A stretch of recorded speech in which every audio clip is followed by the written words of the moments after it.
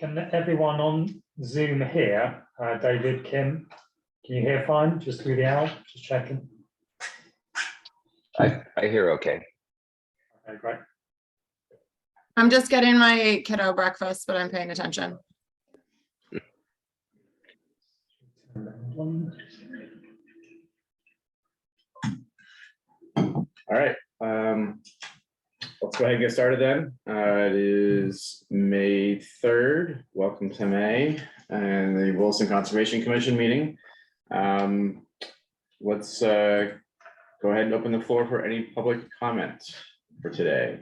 Looks like a bunch of guests. I'm not sure for particular agenda items folks are here for. Probably this smoker trial. Yeah. All right, not hearing any public comments. Let's go ahead and review the minutes from our last meeting.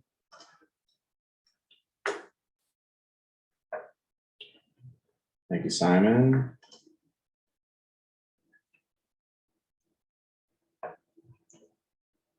Does anyone have any comments on minutes from April 19th? My only comment is on 5.4. Yeah. Laura said that her children had used Okay. it. Yeah. Does it say that? I'm sure a lot of children do use it. It's technically accurate, but it's not what you said.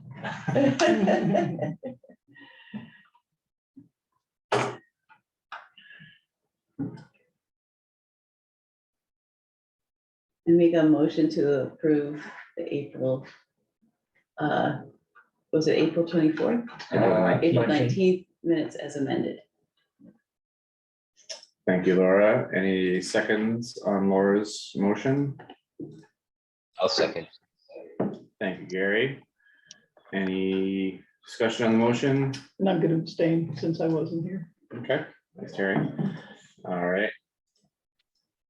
All in favor of approving the minutes from April 19th, please say aye. Aye. Aye. Any opposed? And Terry's going to abstain, and anyone else abstaining? All right. There we go. Thank you, Simon. Okay. Next up on the agenda, we have the Smoker Trail reroute. Simon, I'm going to turn this over to you. Thanks. So we've got Glenn, who's on Zoom, who's the landowner for the Smoker Trail. Let me just show my screen. So you probably know that the Smoker connection goes between the Five Tree Hill parking lot over towards Mud Pond. And Glenn owns this parcel outlined in yellow, which is to the north and south of Sunset Hill Road. I think the Smoker Trail sort of starts in the parking lot, which I think is about here, goes around the edge of the land and then comes down through this woods before diving off onto someone else's land. And he also, I think, has the Five Tree Hill trail on his land. He also mentioned he's recently purchased these 10 acres down here from the Bhutans who live across Old Creamery Road. So he wants to talk just about a reroute to help with his farming operation. I think he keeps cows on the land, but he also has a business. He's involved in beekeeping and providing pollinator services, which is pretty interesting. So the parcel itself has a conservation easement on it, which we actually used the ERF to purchase the development rights for about, I guess, maybe 25 years ago or so. It also has a trail easement, which gives us this right to have this trail across the land. So that's it. I thought maybe I could just see if Glenn just wants to explain a bit about what he's planning to do. We had a good site meeting. So thank you. I just basically, as Simon said, I am basically just asking to move the trail a little bit farther south. So it's along the edge of my hayfield. Essentially, like you can see in the blue line there. Because we're intending to utilize this, there's about 5 to 6 acres of overgrown pasture that we want to fence and bring back into use. It's currently full of invasives, and we have been requested by the state forester to mitigate that, and in conjunction with my current operation with the beef cows, I think the best use of that land is to put it back into production. Or not production, but just use, more of a use rather than just letting it be overgrown. It would just basically be the top piece. It doesn't go down into the woods or anything like that, or the actually heavier wooded forest. There's actually, you had a topo, you can see there's a steep drop off on this edge. That's why I say it's only about 5 acres there that we can use. But we would like to use that because it means an additional kind of section in our rotation currently. And I find that it would be a nice use for the animals. We still have a lot of work to do, but this is kind of just the first step in the process, is talking to you folks. Okay, Yeah. thanks, Glenn. Any questions or comments for Glenn on the reroute? I just have a quick question, that's somewhat unrelated, but Glenn, are you gonna like clear the land first before you start using it? Is that the procedure? So it's kind of, no, not necessarily. No, so my intention is it's full of buckthorn trees and honeysuckle, and I'm not sure of the vine that grows in that invasive vine that grows, but it's basically full of that. So I'm going to clear all of that out, and that's my intention. Is to remove that, the majority of it, if not all of it, and then leave behind any apple trees, or there's some nice butternut trees, some taller trees in that parcel that I would intend to leave. There's some growing along the center section where the hedgerow is. There's some taller trees, and then along there's a rock wall that's just north of that blue line, and there's a few bigger trees along that rock wall that we would leave as well. Anything bigger than 12 inches that's not invasive is probably definitely going to stay, and even smaller stuff, because it's good to have a little shade for the animals anyways. So no, it will not be completely cleared. Thank you. So I had a question about, so I see it's in the conservation easement with the land trust, and our land is also in a similar situation. So just wondered, have you reached out to the land trust and talked about this project with them? And I haven't reached out to land trust yet. I got this straight from so we talked to the forester. I think it was like 2 years ago now. And we had to kind of walk the property because he showed a concern for how much invasive was on that area. And he said that, I'd really like to see you mitigate this area. One of his comments was, I've never seen a buckthorn tree that big.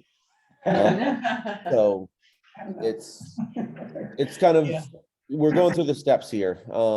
We're in contact because we're planning on doing a little work on the barn. So we've been in contact with the Vermont Land Trust on certain projects. So typically they do want you to just let them know what they're doing. So as far as reutilization of that property, we'll probably send them an email, just say, hey, we're going to use this piece. Right, because I know when we do something, we need to get a hold of them.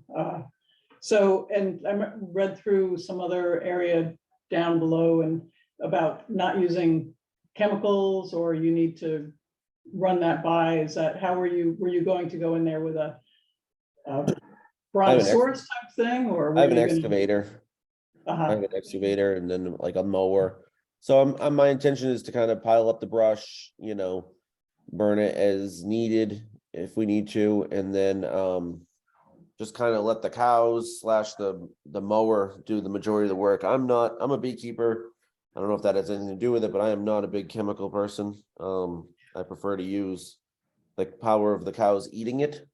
And they'll do a pretty good job cleaning up an area. So unless I can't deal with something, which I don't see, I did some clearing already, and I don't see what everybody was like, oh, it's gonna fill up right back up with invasives. I don't see that happening because I just basically ripped the trees right out of the ground rather than cut them.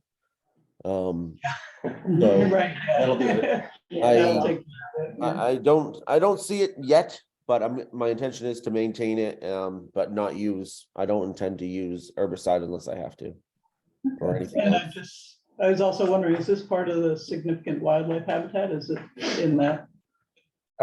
So just a reminder that what Glenn's doing is agricultural. So he doesn't need a zoning permit from us to do that. Right. We're talking about the trail reroute, and it's always good to know what's going on. But what he's doing is agricultural. Okay, because I know I read that it was like the first purpose of it was conserve the scenic, recreational, and open space. Yeah, And actually, the secondary was agriculture, but agriculture is very important because we're losing it by the minute. So, yeah. But that's great to know. The cows are going to be in there. There's this, I heard an article or read an article about, cows being in the woods and actually doing grazing under the trees and use that. Yeah. That's typically, so the forester doesn't like that, but yes, that is, we read that same article, my wife and I, and there's some advantages and disadvantages to it. That doesn't really fall under what we're gonna do. They're just kind of gonna be around trees. They're not necessarily in the edges. We're not gonna put them into the forest so much, but yeah, it's a debated topic because for various reasons, but so far we're not using real heavy woodlands for the cows at all. So this is, if you see the property, you'll see a drastic difference, and it's pretty clear where we intend to do it. I mean, the tree height goes from 40-50 feet high to 20-15 feet. It used to be a pasture. It's basically overgrown pasture that we're kind of looking to put back into pasture. There's an old fence. All that old barbed wire is hopefully going to be removed, and then we're going to put back a 3-wire electric fence. Right. Yeah, I was there a couple of years ago during the pandemic. I walked through that area. Yeah, it was very popular during the pandemic, yes. Yeah. Which is very good. Thank you. Go ahead, David. Glenn, can you explain the purpose for the trail reroute? I understand what you're looking to do with the land. I'm not quite understanding why the trail reroute is being asked for or sought. So where the trail, the section not like to the north of the blue line, I don't know if, Miles, can you bring up the, there you go. Yeah, so see the blue line on the southern, kind of the middle section? Yeah. So the upper, where it kind of meanders through the woodland there, that section would be now inside the pasture. So I can't necessarily have the cows have people walking inside the pasture, having to open and close gates and all that. So I currently have pasture. You can kind of see a line in the center of that field where the color changes. That's pasture now. So, and there's a fence that goes just to the side of the blue line. Now we would have basically a gap where we could cross the cows over the trail and then put them into this pasture on the northern side. But the intention is to move the trail out of the pasture and put it onto, I think it would be a nicer trail, but. So the blue line, it would be essentially walking the northern edge of these other maintained pastures. Yes, well, that's hayfield on the left and then pasture on the right. So you can see just a little bit to the right of that hedgerow, there's a color change. Yep, right there. Yeah. right there. That's hayfield and that's pasture. And so right now people are walking through the woods, Yep. which you will now be introducing the cows to.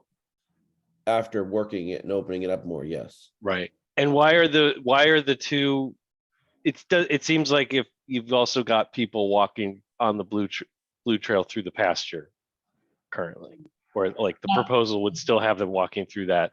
There's gonna be a space, so there'll be, the trail will go between the pastures. I'll have fence on either side in that section. It's Okay. kind of like a channel between the pastures. So nobody's walking on the blue line right now. They're all Well, walking. on the I wouldn't yellow say line. nobody. They're not supposed to Well- walk. the blue line. We get a lot of people that do walk the blue line. Yeah. That goes along with having the trail. And I think a lot of people would appreciate walking that section as opposed to the other. I don't know. It's all personal opinion, but I think it's a nicer view and everything, and it'll kind of improve the whole, look of the property. Glenn, do you or Simon or anybody, do we have a good sense of the amount of use that trail gets now? I know Five Tree Hill Trail gets a lot, but I don't have a good feeling. I would say it's 80-20 is Five Tree Hill to the Smoker Trail. Okay. You do get The use. parking area is better. You definitely get use, but it's not nearly as much as the Five Tree Hill area.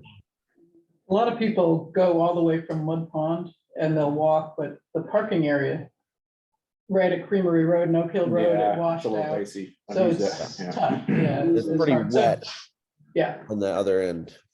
Yeah. I have a question for Glenn.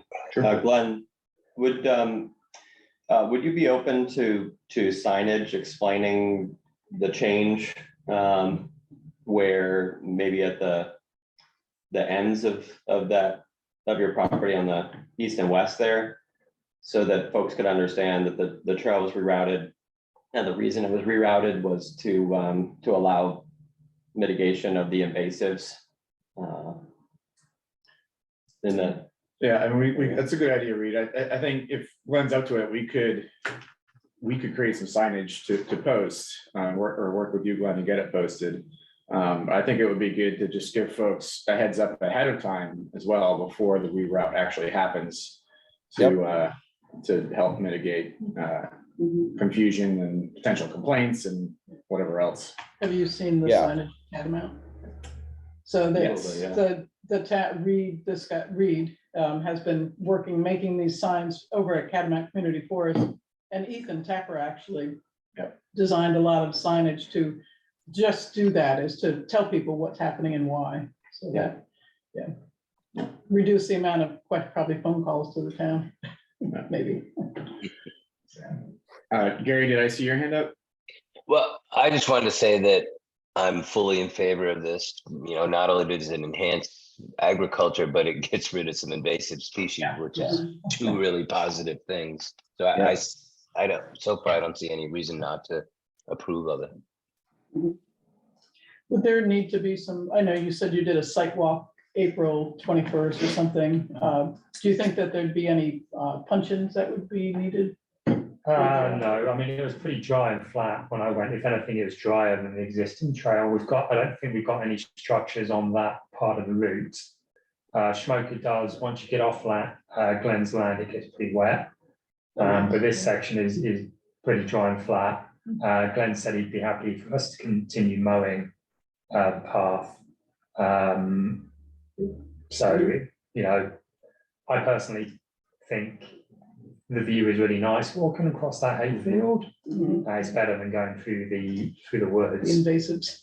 We've got quite a lot of trails that, like Suckbrook, where you're in the woods and you're walking through that environment. Mud Pond similar. This would be a little bit different. I think you can see the barn and you can see Mount Mansfield off in the distance. Oh, nice. I think it's nice. It's also, I personally quite like the idea of seeing agriculture in action. You're walking next to the cows. Don't touch the electric Good. fence. You're in the countryside now. Yeah. It's not Disney World. Yeah. No carrots. Yeah, yeah. For the cows. Yeah. Glenn, I think you have probably the most beautiful property in Williston. Whenever I'm on Sunset Hill Road, I'm always just looking at your barn and your house and your fence, and I just think it's just really beautiful. Thank you. We agree. We were very lucky to be able to get it. So those places don't come up very often. Simon, who would maintain the trail? Obviously grassland trails grow over a lot faster than woodland trails. So we have a mowing contract with the mower who mows 5 of our trails, I think. So he would continue mowing this trail. He might have to go out slightly more often, but he goes out. I think he does them all in like a day. So he mows all our trails in a day. So this would just, maybe might have to spend a bit more time mowing it, but I don't think it would be materially greater impact on our budget. And with that channel, a fence on either side, that it would be designed or set up so that the mower could fit and. So we have it's called a 20-foot easement area with a 6-foot trail between it. So for the hayfield, I think Glenn was saying he's only going to mow one side, fence one side, and then once you get into the pasture, it would be fenced both. But I think, it would be easily wide enough to accommodate a mower. Yeah, we're gonna make it plenty wide enough for a mower, if not even, worst case, I would think you could get an emergency vehicle down there. So, you're talking somewhere between 12 to 15 feet. I haven't measured it to see and plan that out yet, but my guess is you could pass a vehicle down it if you had to in the end. And yes, I actually happen to know the guy that mows your fields or your trails, and he already said he would prefer it that way anyway. So rather than getting hit in the face with sticks. So And just before we move on, so Heather just put a comment in the chat, which is, as a current user of this trail, I appreciate the reroute is being done so we can utilize this area. So that's what she said. Great, thank you. Any other questions or comments on this proposed reroute? Are you looking for a motion, Simon, to have something on the record from us? I think it would be good if everyone, next steps, I probably want to speak to Eric Wells just to find out if he wants any sort of select board oversight of this. They're almost certainly just going to go with whatever you guys recommend. I know that Glenn said his time frame was looking to do this in about 18 months. I think was what he said. So I suppose the questions would be, do we think this is a big enough change that we want to ask people about it in some sort of public comment? I could just put up a notice and say, send me an email if you've got any comments on it. That way, at least Heather's reading the Conservation Commission agendas, which is good. But I could put up a notice in the Five Tree Hill area, and we can just check in and see if anyone's got any comment, and then maybe we could just have a recommendation after that. Sure, that sounds reasonable to me. I just think in the interest of making sure that or at least, I don't think people this is a town decision, but you don't know what you don't know. So if you could just see if anyone has any comments. Yep. That timeline works for you, Glenn. If we need, a month to collect feedback and get back together on it, that's okay. yeah, that's fine. In the next month for sure, I don't really plan on doing anything in there right now anyways. I just want, and like I said, but by the time I actually complete my fencing and all that sort of stuff, and would put animals in there, probably wouldn't even be this year, would be sometime next year. I've got other things that I do as well, so. As much as I wish I could just be on the farm all the time, that's not unfortunately the case, so I have several places we actually operate, a large commercial beekeeping operation that we operate, 5 different farms. So, I'm all over the place, so to speak. So, currently in Massachusetts right now. So, Yeah, So, I yeah, like the that's idea the of 30 collecting this- public go ahead. comment. Sorry, I was just gonna say, I 30 like the days. idea of collecting public comment. I haven't actually been on that stretch of the trail. My kids usually, when we go, we just head over to Mud Pond, and so I wouldn't even know what I'd be voting on, but these were helpful answers to my question. And I'll go out and explore it myself, but thanks for your answers, Glenn. Yeah, you're welcome. And yes, to answer, if I didn't answer before, that I think that's reasonable. Waiting for public comment, we can do that. Do we need a motion to do I that? don't- And should we vote on anything today? Do you want to get like a straw vote, just so Glenn kind of has an idea? Yeah, sure, that'd be good. I think that'd help Glenn. Yeah. Yeah, At this I point, I'm- move that we straw vote on on moving the trail as proposed. I I don't think we need a motion Yeah, for right. Kim for a straw vote, but thank you. Second. The Just trying to be helpful, Eric. Jeez. So we got 3 raised hands here, I guess. Right, so, All right, so it Yeah. sounds like generally folks are in favor of moving forward with the public comment period and don't see any, don't have any real opposition to the idea at this time for a reroute of that section of the Schmoker Trail. Is that a fair Correct. summary? Mhm. Yes, thanks, Eric. All right, so Simon will work on a public notice for that reroute. It'll be open for whatever, 30 days or something, I think we'll do 14. 14. Okay. I'm used to federal, sorry. And Glenn, we at some point, not necessarily immediately, but at some point, we'll reconnect with you on some signage that we might post ahead of the reroute, so folks are aware that it's going to happen. Yeah, I think that's a good idea. Okay. So good. Thanks for joining us. Kim, would you like us to vote on your motion? Please. Yes. I'm kidding. I'm kidding. Okay, thank you. early in the morning. Yeah, somebody's too awake. Also, you can't see my face, so you can't tell that I was being sarcastic. We just see a little hand. Thank you, Glenn. All right, thanks for your time, Glenn. Thanks, Glenn. Yep, thank you. Have a good day. Thanks, Heather, for commenting. Yes.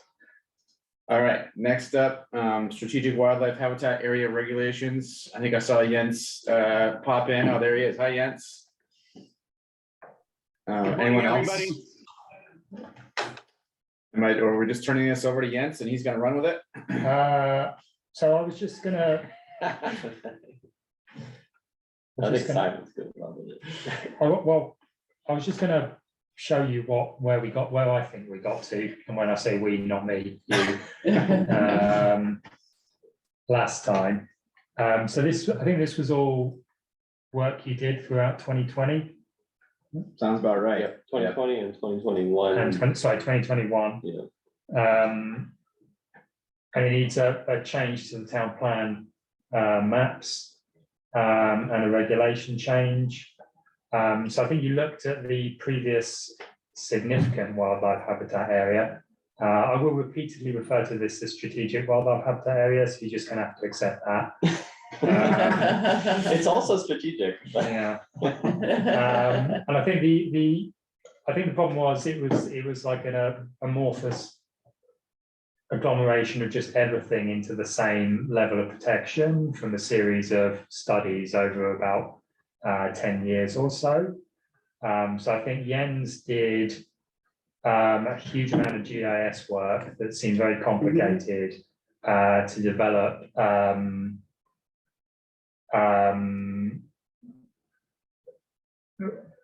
sort of a an approach that's based on forest blocks and wildlife connectors. And so what it did was, I think it categorized everything into tiers 1, 2, and 3.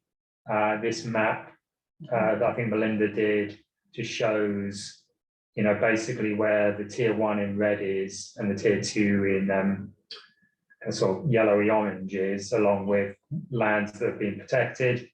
It looks like actually done a pretty good job of protecting tier 1 so far, with 31% of it included. Tier 1 is the most valuable, tier 2 is the sort of second most valuable, and then tier 3 is the sort of the agricultural fields. So I think we sort of looked at like how many large parcels there are. There's, you know, quite a lot of parcels, particularly in ARZD, are largely covered by the tier 1 area. And then there are some parcels, I think almost entirely in the ARZD, that have got over 90% of tier 1 habitat area. And then that sort of ties in, surprise, it ties in reasonably well with the work you did on the RF prioritization work. So those would be some good targets for the RF money. You did look at, in developing the regulations, how to deal with areas that have got a lot of SWHA on it. And I think Melinda developed some examples. So this is, I think this is Bamboo House property. So over 100 acres, 78% covered. Then he's got 25 areas unconstrained. So, you know, in the unlikely event that Dan ever wanted to develop that, you know, you have option 1, which is you don't allow someone to develop in area A, you make them develop in area B. You know, option 2, you're allowed to develop in area A, but you have to replant and restore area B to bring it back into habitat usage. Looked at some smaller parcels to do with sort of fragmenting SWHA. So this is 10.6, so it would be over the open space rules, which means they'd have to set aside 75% of their land as open space. It's also over 75% covered by the tier 1. So rather than subdividing it like that and proposing a house in that area, you would subdivide it this way, give over this land to open space. Can you mute? Yeah, but you're going. I can, hold on. Super cute. Yeah, so you push the house close to the road and close to the existing development and develop that as open space. Then there's the last example is an area that's, you know, heavily constrained, almost entirely SWHA apart from their house and presumably a garage.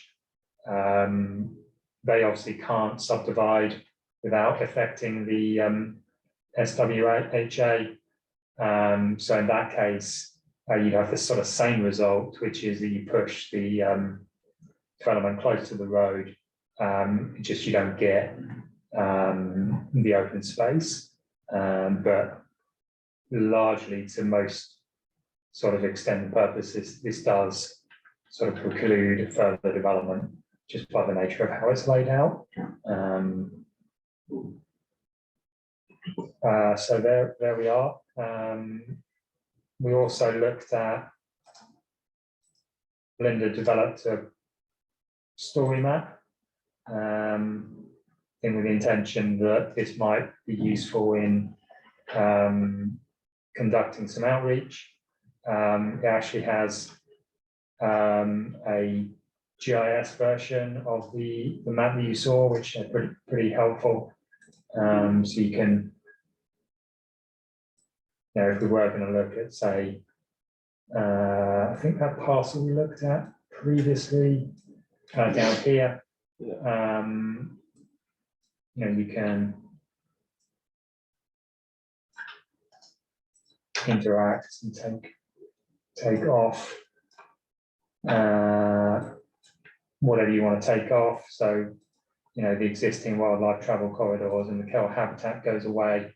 You can see that sort of removes the habitat connector. I think one of the things that Jens found was a lot of the habitat connectors didn't really link anything, but also miss some important areas. So we can look at that. It has the road crossings on it, sort of linking habitat, this tier 1 habitat to the connector. And then lastly, we also had the bylaw changes, which we can go through today, if we like. So Jens, that was my understanding of where things got to. I don't know if you want to provide any more background, just because I know David is on the Conservation Commission, wasn't here when we did this, and also I wasn't, and it was over a year ago now. So I don't know if there's anything you want to add to that. Well, that's a great synopsis of where we're at. You know, I think the most important take-home message is I think the tiered approach is a better way of prioritizing what's most important. And by really focusing on those tiers, I think it enables you to take the large area that was the SHWA and be more transparent with Williston residents about where the ecological priorities are. So I think it's a great approach, and I'm really excited with the next steps. I hadn't seen actually a lot of subsequent work, so it's really great to see that. If you could share the URL for that story map, that would be great. I'd love to see that. Sure. But Okay. I'm happy to answer questions if there's specific questions about where we're at, but without rehashing the same thing you just said, I don't have a lot more to say. So maybe, I don't know whether, I mean, we can take a look at the regulations, but before we do that, if anyone's got any questions about things in general, now would be a good time to ask them. I had more than a comment. As a general matter, are the habitat areas that are tier 1 any particular type? I mean, are they forested areas with minimal invasive species? Are tier 2 areas like what we were just talking to a landowner with a lot of invasives on his area, and he basically wants to clear it, and this tiering system didn't come up in that discussion. So is there any distinction that would help me understand how that tier 1, tier 2 kind of came about? The tiering is not based on the condition with respect to invasives, but all sorts of significant ecological elements are included in the tier 1. Rare, threatened, and endangered species, the largest forest blocks in town just based on acreage, and wetlands, the sort of and the connections to riparian wildlife habitat. So it's more of it's not based on the current condition of those forests. It's really based on the landscape view of what's present and the number of elements, things like rare, threatened, and endangered species, wetlands, etc. And it sounds like continuity is a major element, probably a defining element of it, whether it's like an islanded forest in the middle of a hayfield is a tier 2, whereas something that's contiguous with other areas would be a tier 1. Exactly. And then the tiering in the road crossings also matches that, where the highest priority road crossings connect to the highest priority tier 1 forests and wetlands. Thank you. So it was like, I think it was an entirely, or mostly GIS-based exercise, from what I understand. So looking at land cover data and wetlands and all those things and layering them on top of each other. So I guess it is, there is a point there that some of these areas could be quite invasive heavy. That I guess that theoretically anyone who has that much forest is supposed to be managing it and controlling invasives anyway. Would be my understanding of that situation. If you have a large amount of forest. That's an interesting question. I don't know. Well, that's what I was gonna say. If assuming your land is in current use, but if you could just own your forest outright, not have it in current use and choose to cut nothing. And in fact, lots of people do that, and we're very excited when the new current use, the new proposed changes to current use came out, and very quickly we're saying to Ethan, oh, now I would like to enroll. And Ethan was saying, well, you're going to have to manage your invasives. And then they retracted their interest. And so I don't know that it's totally a safe bet.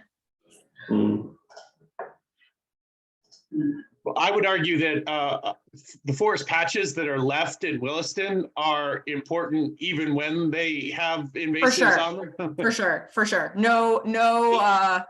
No disagreement there. I'm just saying it's not that like all forests of a certain size are in current use and thus are managing for invasives.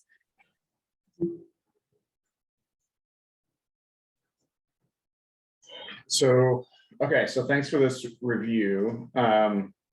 I have in my notes from when Laura handed over the chair position that we had gotten to the point where we're at now, where we've completed the map, but have not actually done any sort of presentation to it to the public. And then we're going to work with Jens to look at our language that we had drafted for the bylaws, and maybe even talk to the Regional Planning Commission about it as well, just for their look at it through their lens. Other next steps that we're missing? Oh, well, let's finish that question first, is separate from that. Okay. Are there other components to this work that we need to do to wrap this now 3-year project up? Well, the reason that it's dragging on is because we needed to wait for the town plan cycle anyway to get the maps updated, right? Right. Otherwise, the select board would have had to make a separate. Yeah, so we need to one-off update the town plan maps for this. in order to enforce it. Yeah, and it needs to go to the planning commission. And so the opportunity over the fall is that we will be doing town plan consultation. So this can form part of that as part of the discussion on conservation and wildlife habitat and those things. And then that allows us to update it. And then we sort of have the regulations almost ready to go once that's been done. Okay. So is the town plan needs to be finished by 2025? The update? At the very latest 2025, but I think the objective is to, I think the summer of 2025 is to get it done earlier than that. So my comment, Eric, was going to be, David, you were talking about the reroute we were discussing today, and you actually started to bring it up about like, well, what kind of SWHA is in this area. So the agricultural uses are exempt from the SWHA regulations as drafted, and that's because they are exempt from the entire section of the bylaws, right? They're exempt from zoning. From zoning, yeah. So technically, well, they're supposed to tell us what we're doing, and then we receive their letter. And as long as they're a genuine farmer, we just go, okay, thanks for letting us know. So they don't, they can build a barn right next to the road if they want. They don't have to follow setbacks. Is there a way to know if they're a disingenuine farmer? So the state keeps a list. So we do occasionally get people to come in and say, I want a barn for my ride-on mower. Well, that's not that makes you a agricultural. farmer. Yeah. So I mean, generally, it's not like farmers. They're just managing their own land. They don't generally do a huge amount of development. Yeah. But if that land changed uses and it was no longer a farm, Yeah, then it would have an impact. So it's still important to map it, but it doesn't necessarily mean that it would change what we approve or don't approve for uses or structures or things like that Mhm. while it's in agricultural use.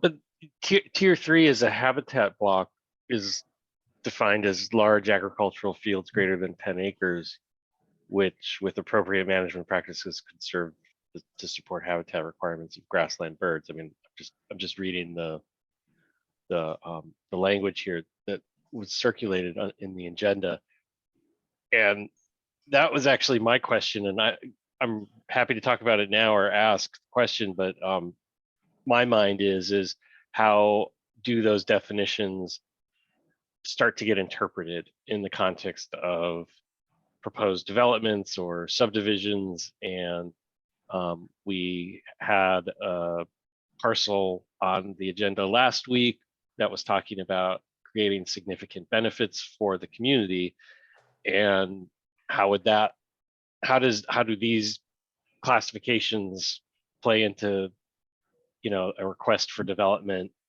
separate from the growth management plan, if it's protecting more tier 1 habitat versus what a developer would do.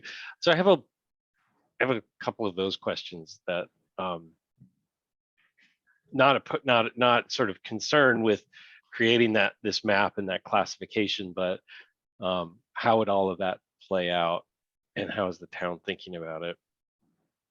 so Do you have any sense of broadly that? speaking, the tiered approach does what it says, which is tier 1, which are primarily forest blocks. And Jens knows a lot more about this than me, but Vermont did some sort of big study and had a new act that said forest blocks are by far the most important wildlife habitat we have, and sort of gave out help to towns start mapping these areas.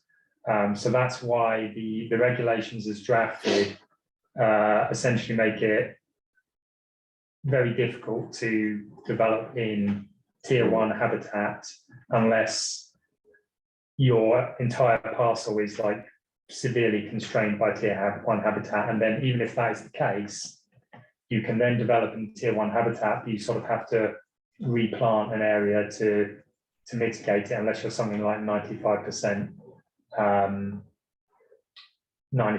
covered by it. That's like example 2 and 3 from that, Yeah, from those slides we looked at first. yeah. And then it's sort of, tier 2 habitat, you're directed to minimize encroachment, but these are areas where they're more fragmented, or they're near a development, or they're not on a habitat route. And then I guess tier 3 is primarily agricultural fields, which I guess don't have a huge amount of habitat value. And I think the reality of the situation is that it's because they are agricultural, unless the farmer is interested in doing that sort of thing, there's not really much control we can exert there. Is that Act 171? Yes. Yeah. Yeah, I'll just pick up on that. Act 171 requires all town plans after January 1st, 2018 to identify forest blocks and habitat connectors and plan for development in those areas in a way that minimizes forest fragmentation. So it doesn't require regulation. It does require language in the town plan. And we interpret that to mean it requires a map of the forest blocks that Williston residents think are most important. I'd say, forests are, it's a more effective strategy, conservation strategy, to go at the coarsest scale possible rather than going species by species. It makes a lot more sense to look at broader areas, larger areas like forest blocks and the entire stream and river systems as a conservation approach. So you'll get more species more of the time by looking at that landscape scale than you do going one by one. So I think it's a good strategy. As far as the tier 3 is concerned, I didn't touch that. That was the ag lands was included in the SHWA the first time around. And so we just put the existing ag fields in there, but that really wasn't my work. I really focused on the tier 1 and tier 2. And then we just put the existing ag into the tier 3. So I have a question about, and I forget if we, did we take it, or did you take into an account, Williston has the ARZD and the RZD and the growth center and all that. Did that play into where you put these tier 1, 2, and 3? I'm sure it had. No, we were looking at just the ecological features and not the existing regulations. So I looked at this when I was reading up about this yesterday, and the tier 1 is almost entirely in the ARZD. And I think there's maybe some up in the industrial zoning district east where nothing ever happens. And that's not because it didn't used to exist elsewhere. It's just it's already been degraded. It's no longer a tier 1. It's like, Yeah, exactly. It's a demonstration of how important the ARZD is. Yeah.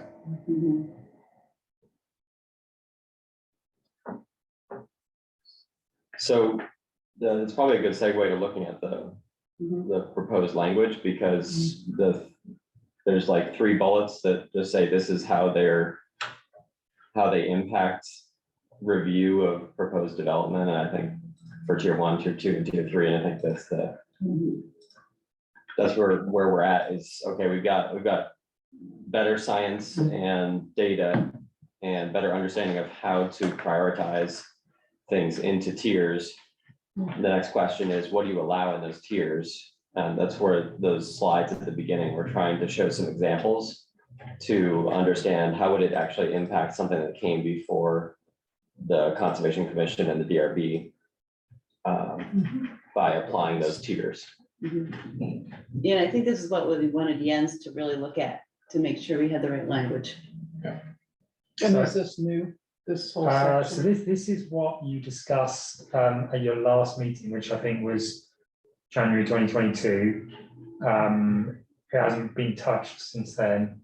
So the changes that have really been made are, so there was, I think one of the things that was taken out was there was a section in here which applied to all conservation areas about the landowner's right to develop their land and work with the Conservation Commission to look at alternatives. So that was removed. It was basically softening language that said, well, if it's not suitable or if it's not convenient, basically, then you can propose something different. And we removed that to say, no, it really goes based on the tiers. Yeah. What you can do. So we incorporated, there's now 3. We previously had core habitat and wildlife corridors. So there's now 3. There's the blocks, which is broadly equivalent to the, well, they're not equivalent, but they are the areas. Then there's the habitat areas, which are their routes. And then there's the wildlife road crossings. And I think these terms have been used to match more closely state law and reduce confusion. So then we had the SWHA, the habitat blocks sort of were described as such.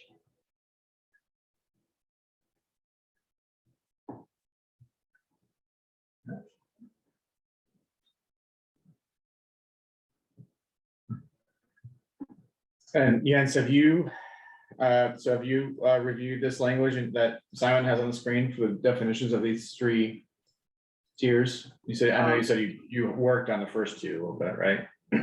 Yeah, not carefully. I'm just seeing these now. Okay. I'd really be interested in the Regional Planning Commission's take on the strength of the bylaws. That they're great to work with, and I've worked very closely with them, and would love to review that. In terms of these definitions, they look really good.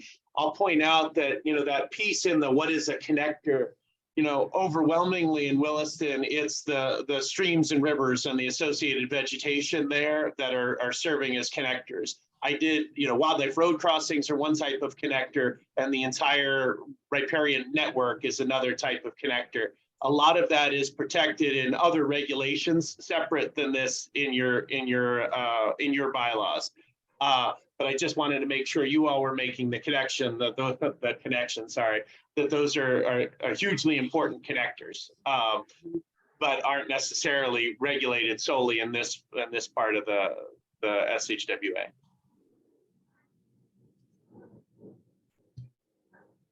So what do the commission think about these? I think they just reflect the work that was done.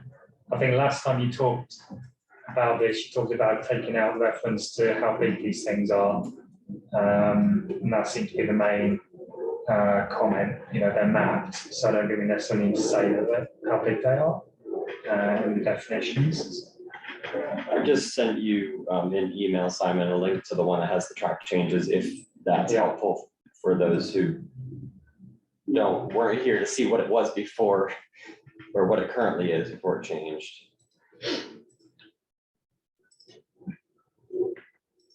It's from October of 2021 when doing the track changes. It's kind of small, but I'm a little maybe someone can provide some color to this question, but on this tier 3, we kind of just talked about these being agricultural fields that we don't have much ability to impact, and obviously mowing for hay is not going to be great for grassland birds. What was the thinking about putting, if appropriate management practices could serve to support habitat required for grassland birds? What is the thinking of putting that in there? I feel like that's Carl Runge language. Yeah. I could give maybe like an example of a time when we have exercised like the recommendation of management practices in this way, and that it's, town-owned land, but at Catamount, when we were writing the management plan, we really encouraged the mow schedule to be amended to accommodate bobolink nesting. And we have had a bunch of conversations with the adjacent landowner who also owns a hayfield that has bobolink nests on it. Hang on one second, Peanut. And so I think having that in there and knowing that there are resources, that there are other organizations that might help landowners provide access resources or access recommendations about management plans. I see this as good because there's a lot of programs, like the Bobolink Project pays landowners to reduce their mow schedules. Sorry, I'm gonna mute because she knows I'm talking, so she's also talking. No, thanks, Kim. I think That's you get helpful. the point. Yeah, no, that's really So helpful. most farmers, the farmers that are actively farming usually can't afford to, even do the bobolink program. They want to hay their fields 2-3 times a year.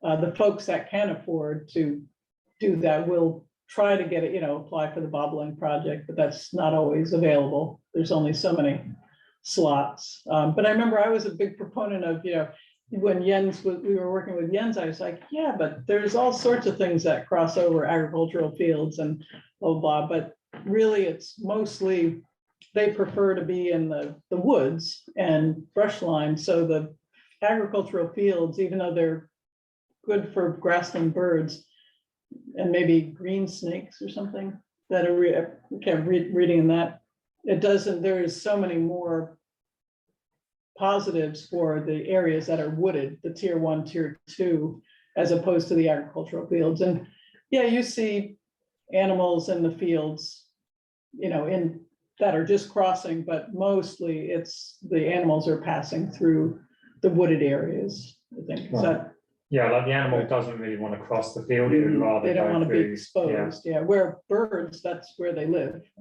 So. But the grassland bird piece is very difficult. It really depends on the size of the patch. and the very specific layout of the patch. If there are any trees in the middle of it, it disrupts its ability to be good habitat for grassland birds. And then of course that changes from year to year. So regulating on grassland, there's no town in Vermont that actually regulates for grassland birds that I've found, just because it's so difficult. So having some language in there saying, hey, grassland birds are important, but not having any necessarily big teeth to the regulation makes a lot of sense. And there are. Oh, that's helpful. Thanks. BCE and North Branch, and there's a lot of organizations that are working with landowners that have land that is, suitable for grassland birds, and they approach them and they work with them with programs. So I'm waiting on you, Terry, on this one, and maybe Laura, would it be helpful to run that language by one of those groups for their opinion on it? Good, yeah, I mean, it's probably maybe BCE, they're the ones that are really Vermont Eco Center. And they would be the ones that are really working heavily with the grassland birds. Do you think they would change that language at all? I mean, since towns can't really manage fields. Right. Agricultural lands, Right. Yeah. I mean, we're not, like, with these things, we're not really, like, what are we doing? We're protecting something that doesn't exist because we want it to exist. I feel like with the forests, they exist and we're protecting them as habitat. So the agricultural fields, what are we doing? We're saying this doesn't exist, but we'd like it to exist, which is a different proposition. Well, there may be some grassland birds in some of in some years. Some of those patches of ag land may be habitat for grassland birds. So I think you're saying just farmers be aware that there could be important grassland bird habitat. There's much better quality grassland bird habitat in the Champlain Valley than anywhere else in Vermont. So I think you're just flagging it, saying it could exist. Just an acknowledgement to a management practice that could be encouraged. Yeah. Yeah, I think it's fine the way it is. This is a reminder. As long as farmers understand that would not be a reason to oppose this adoption into the town plan, right? I mean, because I just have some reflexive memories of being in California where, any mention of wetlands on a farmer's field in the Central Valley and, brine shrimp, was turned into a huge political discussion of like, I would just worry that if something like this and I support it, but the proper rollout of that wouldn't be perceived as saying, oh, now every farmer in Williston is going to have to manage for grassland bird habitat, right? And that somehow this regulation would be perceived, I mean, rightfully or unrightfully so, as being prohibitive for current land use characteristics. The Conservation Commission is not going to come in and say, you can only hay your field once a year, and this is the time frame to do it. And I don't think that this does that, but I think there could be a perception that it does, right? Could you zoom that up a little bit? I can't quite read the whole really clear. Okay, so let's see exactly. Could you just add if the owner so chose? I mean, just to show that it's the person that owns the land that is deciding whether they want to undertake management practices. And the could serve to support the habitat. It's not saying it will. So it's not saying you are going to, This section is the definitions section, so it's helping people understand what is a tier 3 habitat block. But if we go down to 27.5.8, this is the teeth. It's this is a section that covers what you can and can't do in different don't know if that. Standards, yeah. So the standard for tier 3 just says minimize fragmentation. Yeah, I guess she did revise it further from that in the one that you shared in Yeah, it looks today's. like that went away. Yeah, it says tier 3 habitat block standards, all development within an area identified as tier 3 habitat shall be designated or designed to minimize fragmentation of tier 3 habitat blocks.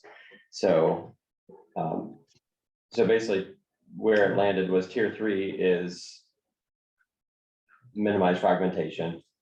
Tier 2 is minimize encroachment and locate driveways, structures, et cetera, as close as possible to existing roads. So, Right, so this tier 3, if we had a large subdivision which encroached on them, like a lot of these are in the floodplain anyway, so they're not gonna have a large development. You know, a large one would have to set aside 75% of its land as open space. And it wouldn't be agricultural use anymore anyway. Yeah, And it couldn't be 3 small patches. It would, Right. Yeah. we would, the teeth to this would be to say, if you are going to develop, what you are leaving needs to be kept together. You can't just like choose the best site for the Right. structures and then completely fragment all of the remaining tier 3 habitat. Gary, I see your hand up. I was just gonna suggest that in that tier 3 definition, where it says with appropriate management practices, that we eliminate that and instead put if desired by the landowner could support habitat. Because that way it kind of gets rid of the issue David had about landowners thinking, oh, I've got to manage this for birds.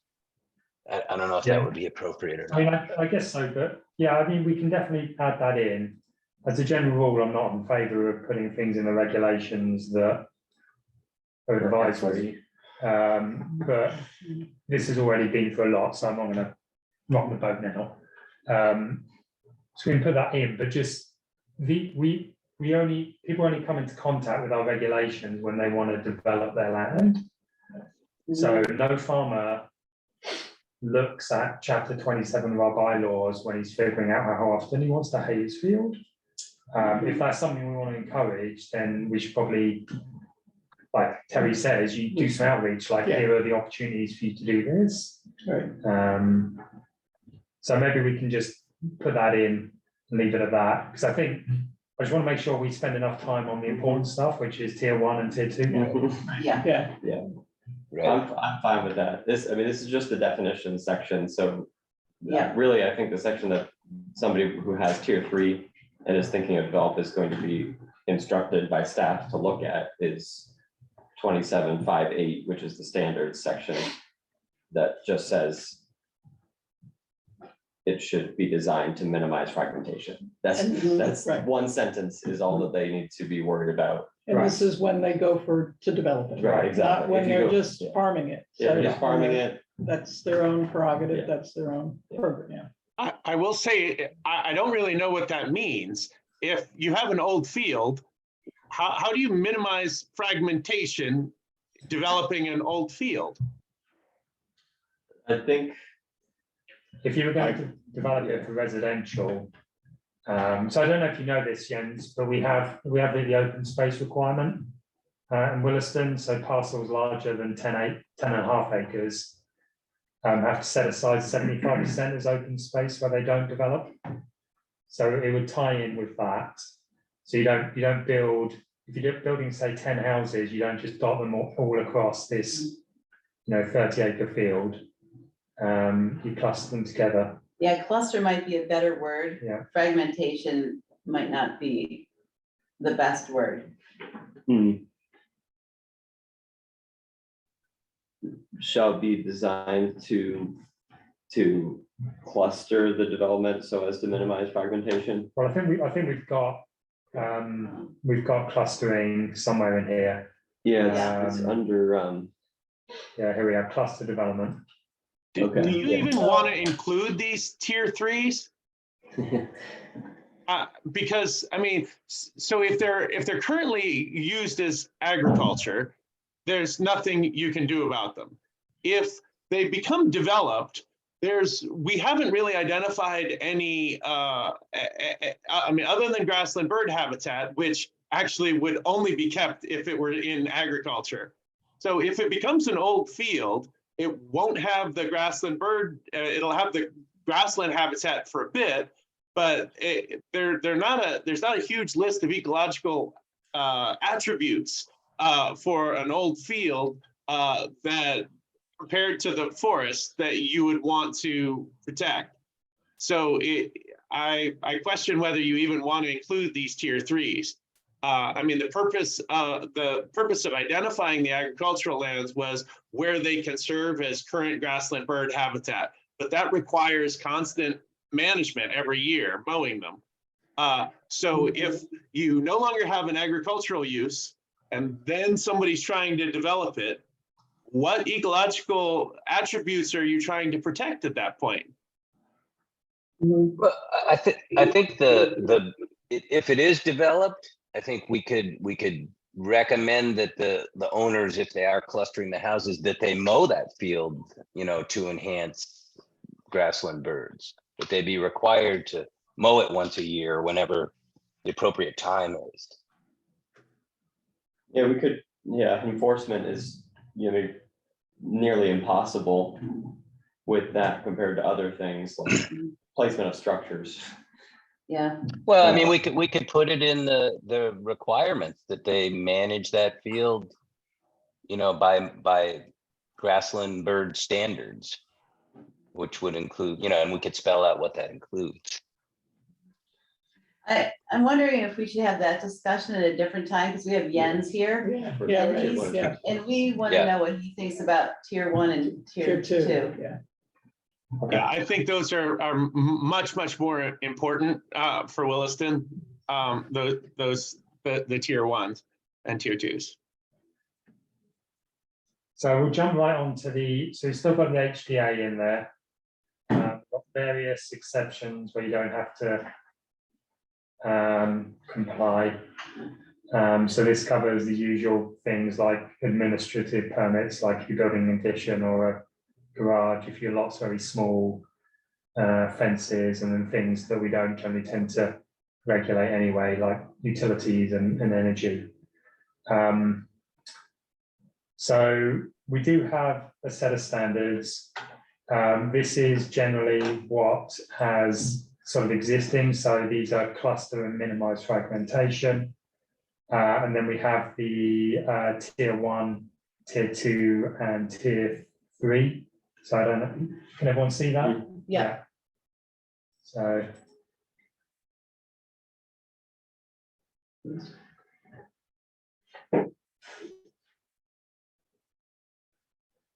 The numbering scheme in here will need to be fixed. So, yeah, 594.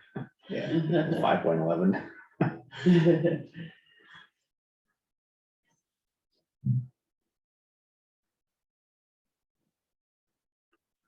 Simon, further up, there was to the greatest extent possible. Where is that?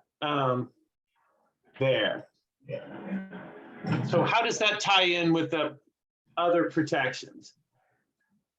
So I think this is a leftover from the previous regulations. So I think this, you know, from memory, hasn't been deleted. My recollection was that to the greatest extent possible language was really the key of the problem in the previous SHWA, that everywhere it had those words in it and the DRB didn't know what that meant. Yes, So we could scratch that. yeah, Yeah, so we can look at taking that. I would like to see that out, I think. So we take out all of that from there. And that's a general, I mean, it's sort of double count really, because we're already saying this elsewhere. Mhm. We've already defined the conditions under which Yeah. they don't need to comply with these standards. And then the tier 1 section says to avoid encroachment. So Yeah, So we could just leave it, all development in SWHA should be designed so the lots and building sites are located to avoid or just avoid being placed in significant wildlife. I mean, I'm wondering whether we really even need this. Which, So let's come back to this in a moment. Let's talk about the tier 1 okay. and say what people think about this. Yeah.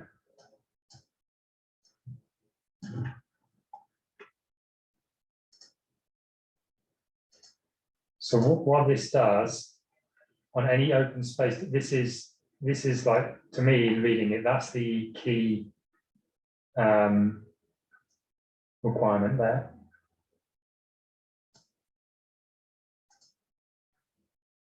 Mm. So to me, what that means Yeah. is like, if you're doing a 10.5 acre subdivision residential, and in the ARZDD, that's the only real development we're going to see is residential. Anything like if your lot is 75% covered in tier 1 SWHA, it all has to go in the open space. Mhm. You can't say you're gonna put 2/3 of it, of the SWHA in the open space and then develop part of the SWHA. Mhm. Yeah, I like the word must there. Jens, I know that I remember you saying the word shall can be a little wishy-washy. Do you think shall is okay here? Or would a stronger word be better? No, shall is good. It's may that I have problems with. Oh, I think okay. shall is the like legally binding Shall and must. preferred word, right? All right,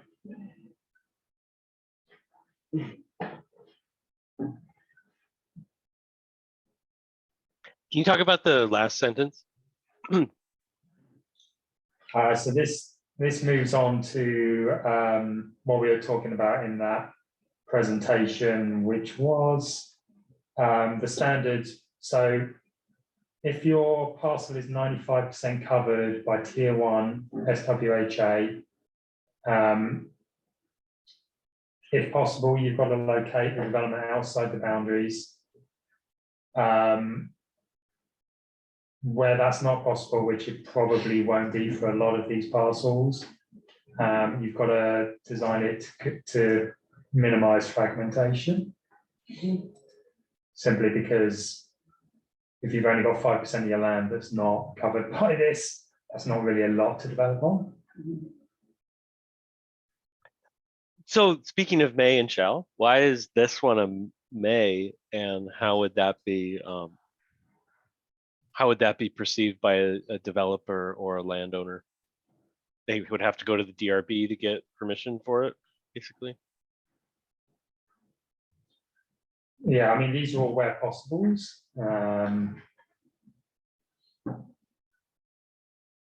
So where possible, development must be located outside the boundary of tier 1 SWHA.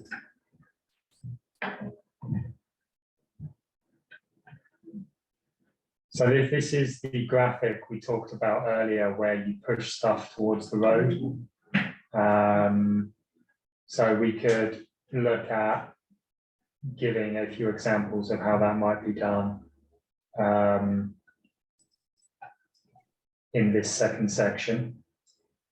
Yeah, like this could mean locating structures closer to existing driveways or roads. This Right. could mean locating structures closer to existing structures on the property. Give examples of ways that you can meet this requirement. Yeah. And we could, I mean, maybe we could add something in along the lines of, you know, the applicant must demonstrate that they've taken these steps to look at minimizing fragmentation. I think that reference, speaking of number references, I think that reference is wrong. Because 27.5.14.2 is the 75 to 95% covered. And Simon, I think you're pointing to 27.5.14.1, which is. Yeah, well, I mean, it's the challenges of working in a Word document. The numbers and references will have to get fixed at the last step. Yeah. Yeah, just calling that out. But I see your point, and I appreciate that clarification. Is that I think there needs to be some helpful guidance for how that. I understand the point though. Yeah, and that would be good, because I think the problem with going any stronger than that is that we're basically taking away someone's right to develop their land in accordance with like the rest of the bylaw. Right. And then this section, which I think might be modelled on South Burlington's, but less bureaucratic maybe. So this is where you're between 75% and 95%. And what this means is you've sort of got to, I think how I read this is you've still got to take all the steps of locating everything close to the road, near other structures. But if you do intrude into the Tier 1 SWHA, you need to replant a previously open area to get up to that 75% open space. And then I think that ties in quite well with the open space requirement that all Tier 1 SWHA be in the open space. It's like encroach but compensate, Yeah. or encroach but mitigate. And now, and I think the on the third line there, the within the parcel or PUD. Yeah, That's South Burlington terminology that can be deleted. Yeah, I think we just need in the parcel. yeah. I was gonna say, I didn't see PD mentioned anywhere else in our. It's a planned unit development or something. We do have them here, but. And I think one of the things you talked about looking through the minutes was maybe the HDA could include some sort of recommendation about how those are planted. And also the is this a 1-for-1 swap? Acre per acre. Yeah, or are we looking for more? Maybe the HD, that might be site specific. I could say minimum of equal acreage or something.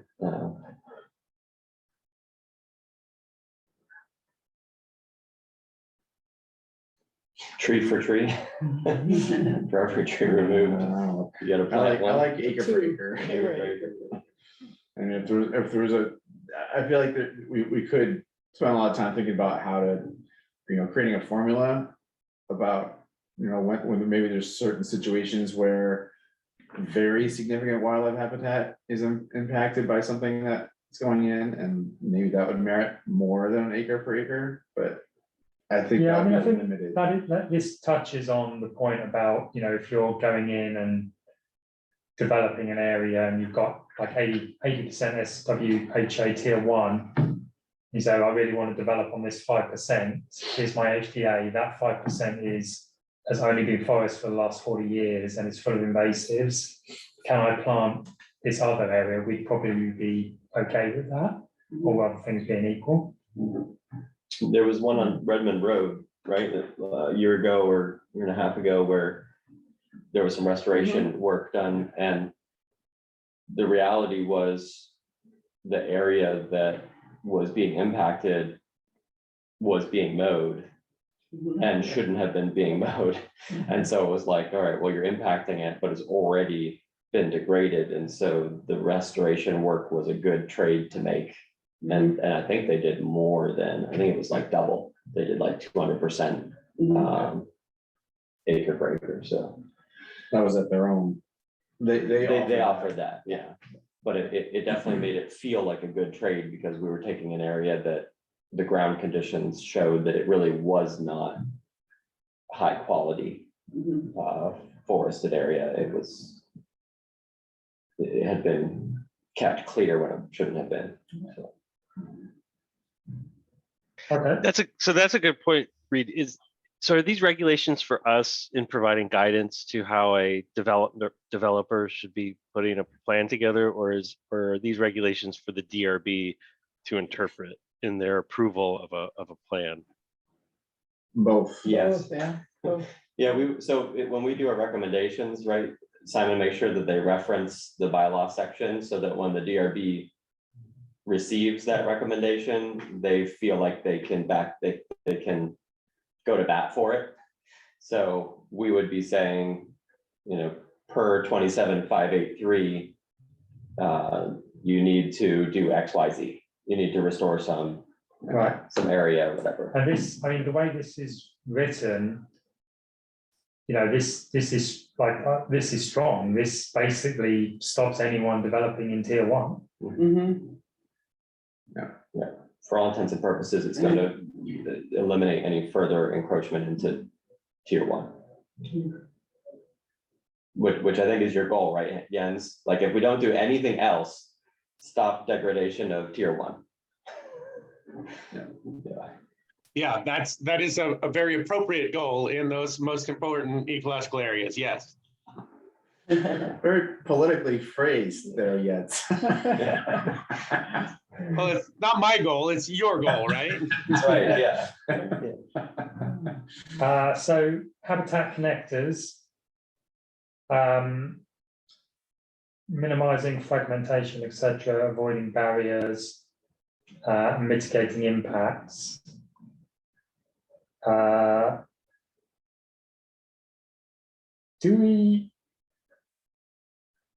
Something I always think of when we're reviewing these things is like how wide an area do we really need for a habitat connector?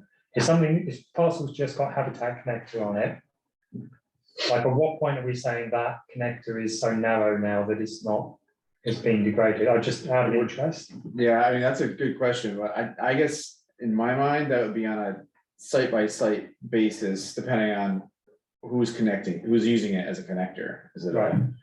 Is it So a mouse can use a hedgerow as a connector. Right. A bear can't use a hedgerow as a connector. Right. A bobcat can use a hedgerow as a connector, which is, you know, for Williston is a very appropriate species to think about. But, you know, over what distance? It's not over 3 miles of hedgerow, but, you know, a few hundred yards, yes. So it very much depends on the site. You know, wider is better. More species will use the wider corridor you can get. 300 feet it would be excellent, but you know, that's not realistic. Yeah, sometimes we're gonna be looking at properties with like a 50-foot wide hedgerow that goes, I don't know, 400 feet back from the road to a forest block, and those are the types of judgment calls we're gonna have to make. Is it worth protecting? Yeah, and I think that the language we have in there in 27.5.12.1 does a good job of explaining that. Okay, and my other question, wildlife crossing standards. So I sort of get this. My only question would be, do we want to think about how this is drafted? So all development within an area identified as a road crossing, that's the area. So Public Works don't need a zoning permit from us to repave the road. Do we? I assume we mean within That like touches, 100 feet yeah, of that touches or a something like this. a road crossing. Yeah. Adjacent. Yeah.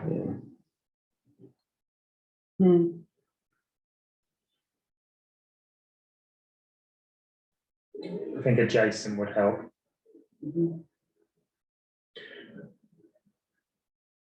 That makes sense to me. Adjacent, I mean, how close is adjacent? Yeah. Um, I mean, in reality, these road crossings should be protected by the tier 1 or tier 2 anyway. Sure, you wouldn't be putting a driveway in if it's designated as a road I mean, crossing. that's a good point. You know, if you're, if a road is bisecting Curb cut, tier one block. Yes. And that particular parcel has actually quite a bit of a road crossing there, and there's only one area that is That's true. suitable for a driveway. yeah, I mean, I theoretically, you could have And most of these parcels already have road access, so. Yeah. I guess theoretically, you could have a big parcel with a skinny road frontage on a road crossing. I don't think that's going to be something that's going to come up a lot. Yeah, as far as putting something in like driveways and curb cuts Yeah. shall avoid the road crossing.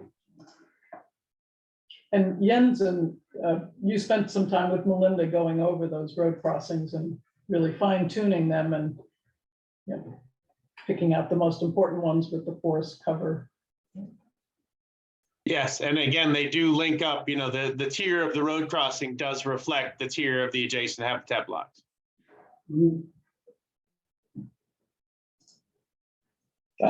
That's a really good point, Terry, about the driveways thing, because I think that's really where this is going to come into effect, because if it's next to a tier 1 block or even a tier 2 block, it's probably not where they're going to be trying to build stuff. But if they have an area that they do want to build in and they need to get back to the location of the driveway, now there's also going to be constraints around like visibility and road safety that we're going to be bumping up against. And the DRB will have a hard time, I think, if we tell them, oh no, that driveway needs to be moved 100 feet south to be out of the road crossing area. I think if there are competing requirements around access, I think we're gonna be trumped. That's just my gut on this one. I think that the purpose of these is to get the wildlife close enough to the road that they can make it across once it's quiet in one go. So you don't have, 200 feet gap and then the road and then another 200 feet. It's that just discourages crossing. Getting that wildlife as close as you possibly can to the road. So can we give this like 4 or 5 more minutes and then wrap it up? I'm not sure what else we need to. What notes do you have so far, Simon, for edits? Removing that So I think we talked wishy-washy about, language. removing the looking at removing or very much slimming down this, keeping this, I guess we can think about the tier 3 and how we approach that. Question mark or whether we even regulate tier 3 or just define it so that it's the map goes along with the definitions.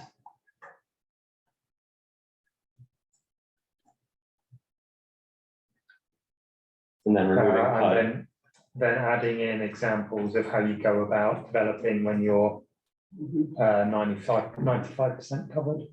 I'm uncomfortable about showing those maps that Melinda used as examples, because anytime you use a specific parcel as an example, but even if we had like a theoretical parcel, I do think a picture is worth 1,000 words for people, like showing that proposed second home like deep into a block, and then with an arrow saying it needs to be closer to existing structures, it needs to be closer to the road. Like these are the things that you can do to reduce the impact. Yeah, those images came into my head as I read this, so it made more sense to me. Yeah, that's a good point, Rita.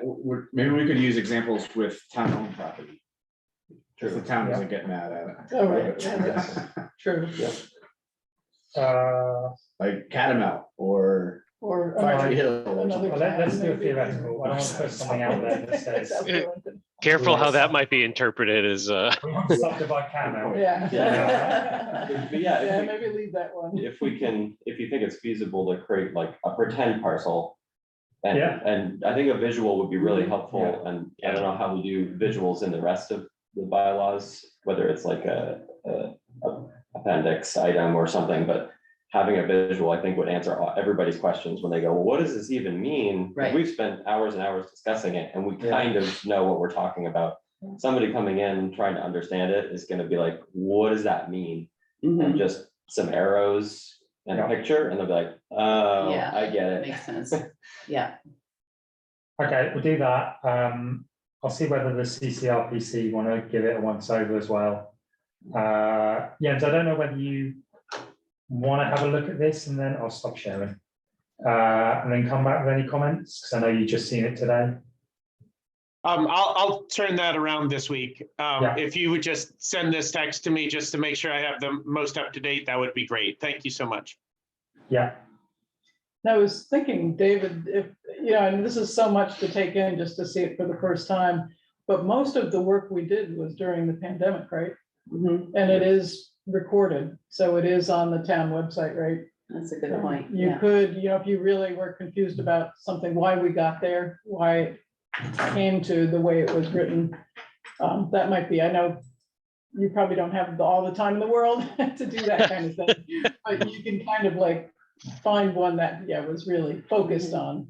I lot of appreciate stuff. all of the time and work that has gone into this, and There's a lot. yeah, and I can tell, and I appreciate you indulging me in some of my more basic questions, especially on grassland birds. And David, I'm absolutely available to you. So should you have any questions, feel free to reach out. I really don't mind at all. Thank you, Jens. Appreciate that. I think Jens Okay, pulled a lot of hair out with me asking about grassland birds. And I finally was like, okay, I get it. So now that this is back up on the forefronts of our minds, can we keep this topic on the next couple of agendas? Is Yeah. that practical? Yep. Okay.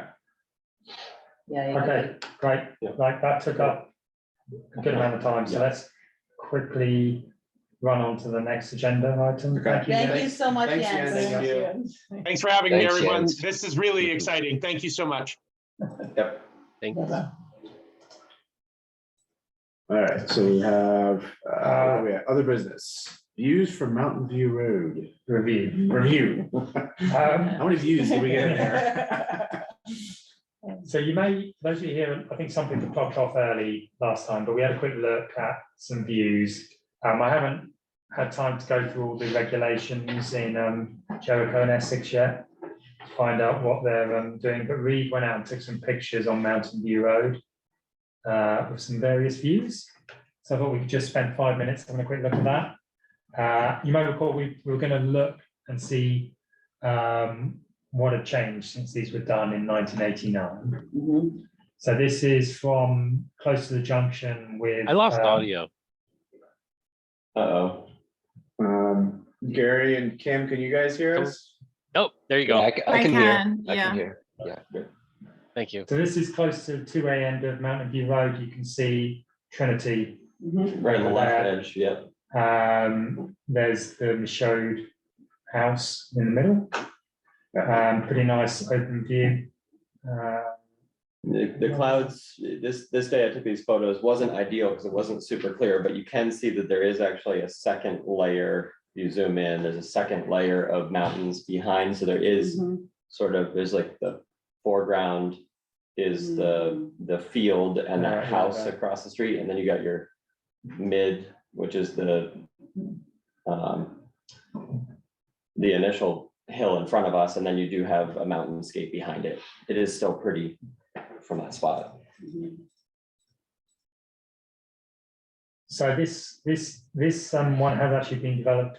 Well, it has not been developed, but has been approved for development. So the DRB recommended a pre-app that they provide a render. They minimize visual impact and they demonstrate compliance with the scenic view shed. So this is within the view.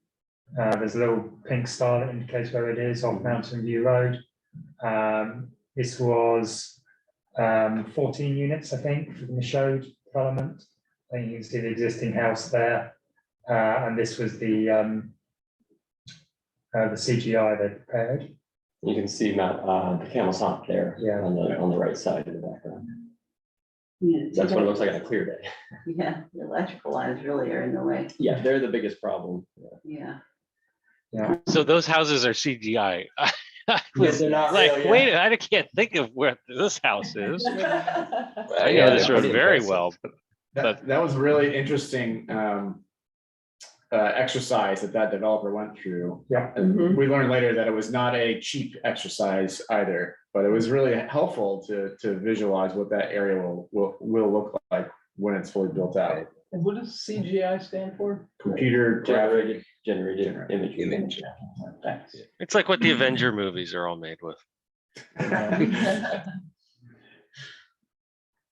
So, I mean, I think, if you're going to develop in the RZD, this is, the houses sit below the horizon, they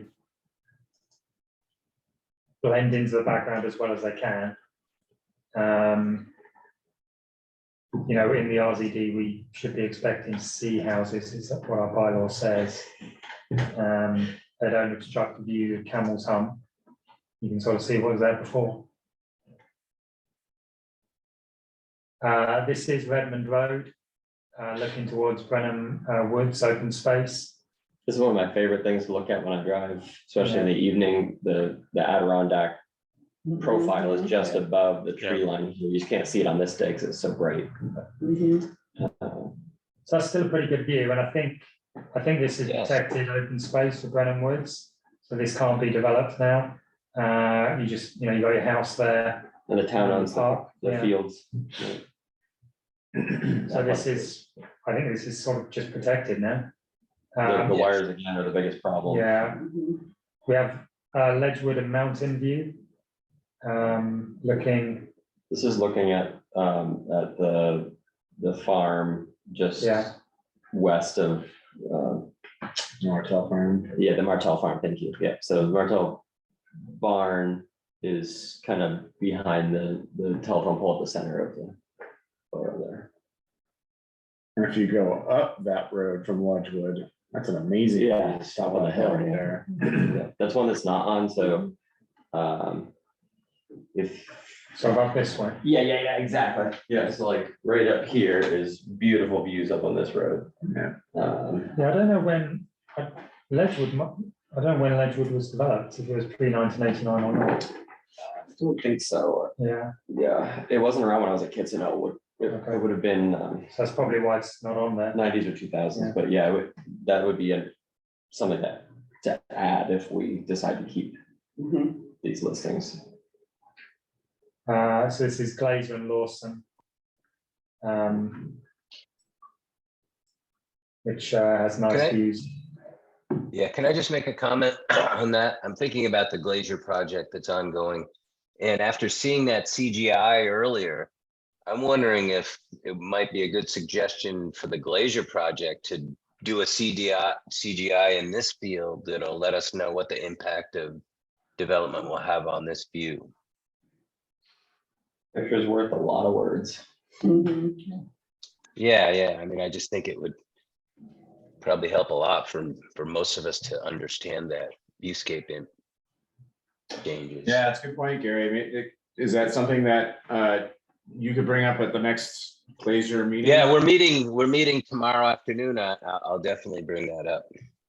Okay, maybe Simon can send you the rendering from that Mountain View Road project just to show them as an example. Yeah.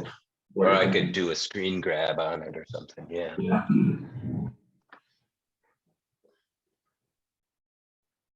That's it. Yeah, those are the ones. So I'll try and get around to doing the review of the regulations so we can figure out if there's any way we can strengthen visual impact assessment before we launch into this.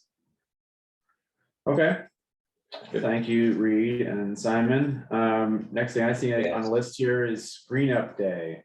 We had finalizing the schedule for that. Yeah, we did. So Terry, Reed, and Eric are going to come along. It should be good. Do come down even if you can't stay for very long. You can find out about conservation in our town. But there will be, I think the other boards will be there, energy, and there's various giveaways, and it's a good opportunity to meet staff and find out what's going on in town. I think the Observer and the Rotary will be there, the American Red Cross, REI. And it looks like we'll have a sunny day. Yeah. Right now. Yes, Right? Yeah, warm too. Yeah. Dad from Sustainable Williston will stop by at least for some of it to hang out at the table and show support for the No May partnership. as well, and I put my sign out. Yes, it's May. As May, It's May. we are. Yeah, I got about a quarter of my yard that is marked now with the no mow May. Nice. Nice, yeah. And we did, Reed and I have been working on the handouts. We've got the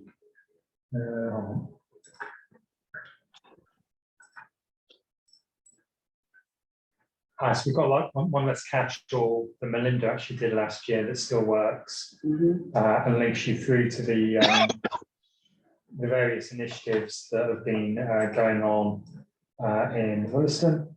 So learning about, work on significant wildlife habitat, trails, the work that the naturalists did for UVM. I have a quick question just about this handout, which is, do you know if those QR codes have a limit on the number of people that can click through on them? I don't. Is that a thing? Yeah, one of my graduate students just did a big mail survey and we used a free QR code generator, and like halfway through the second mailing, people started emailing my Plattsburgh email address and being like, the QR code doesn't work, and we had to then find a new generator that didn't have a cap and redo that mailing. What was their limit? I don't remember. He sent out like close to 400 surveys. I can ask him, but it might be worth just like asking Melinda which one what she used to generate it, or I don't know. It's mostly just like I didn't know this, and then it was inconvenient, so passing on Do that. you have to pay for more clicks? Is that the idea? Probably. Yeah, that was the idea, and we just found there are free ones that don't have a limit, so we just found another one. All right, good feedback. We also, as part of Reed's outreach, we just Don't give me credit. Simon did this based on the existing materials. This looks really nice. Yeah. Good. I shamelessly ripped off a template to do this. You can do it like summer foliage or fall foliage, but in summer. Yeah. Smart. So just some of the key points about the ERF, how much it's conserved, and where it is now. I guess probably what we were talking about back in January as a little intro to that, and then a few pictures of some of the places we've conserved. Nice. It's like Bentley is the one used for this one. I use Bitly because you get the shortened URL with it as well, and it does, for a period of time, it lets you track how many times the link's been clicked, which is good. Might be an All old right, one. Gary, is that a legacy hand or a fresh one? Oh, sorry. Legacy. All right, no worries. Anything else for today? Yep. Okay. So I talked to Fellowship of the Wheel, who are planning on starting their work on the Quiet Connector in Mud Pond. Oh, quiet connector, yes. And so they're looking at doing the initial, when you come in, I'm not going to gesture because no one can see it. When you come in, rather than going uphill, you sweep around to the left. So I think they're talking about starting that in May. And then looking at some of the other work over the summer. So that was good. It's going to cost them $10,000. So they're on the hunt for grants to help. I said I'd look to see whether we can spare any of the conservation budget for next year to help them out on that. They do have a huge pile of wood right there near the. I think he's planning on reusing some of that. Yeah, this is brand new yeah. wood. Yeah, so they're ready to go.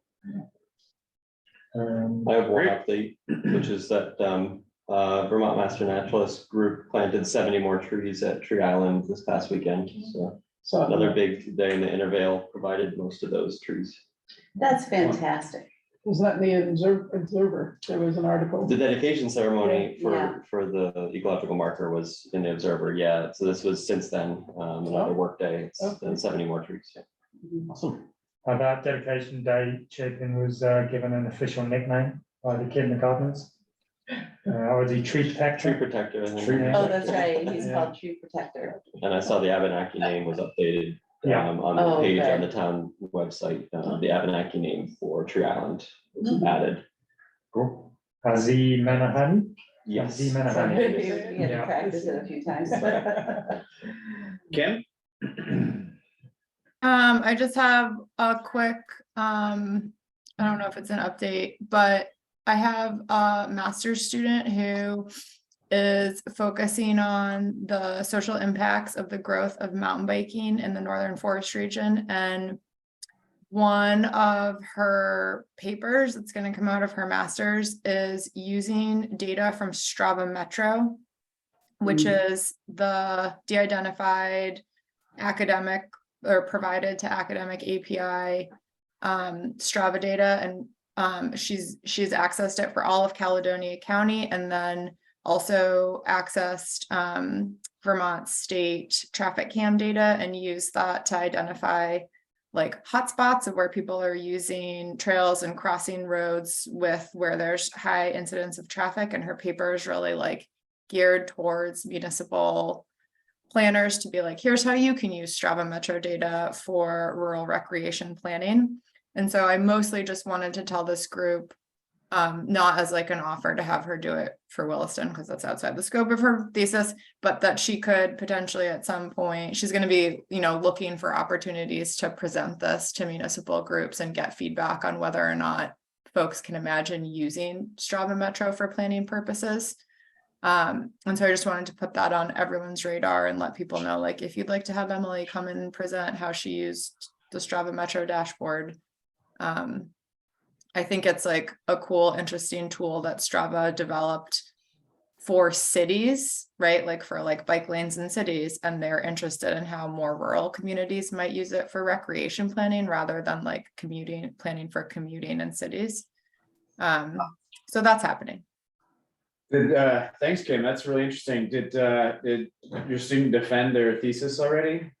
No, this is her first semester and she's just like a rock star and has already one manuscript done. So she won't defend until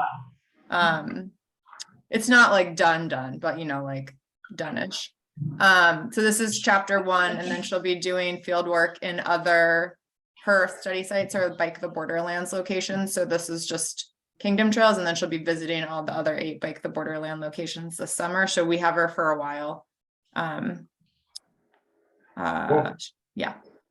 Well, just putting my day job hat on for a second, can you connect me to that? Some of our staff might be interested in learning about that. Yeah, for sure. Mhm. Thanks. Anything else for today? I wish they had mountain bike opportunities when I was getting my master's degree. Right? Everybody keeps making fun of me for this grant because they're like, you just wrote this grant because you want to like ride your bike all the time. And I'm like, I am not the one getting to do the field work. Like the grant, I'm like, I think it's a good idea. yeah. All right, then our next meeting is May 17th. And we will maybe continue the conversation on the significant wildlife habitat area, and I just moved off your list. Where'd it go? All right. See y'all Saturday.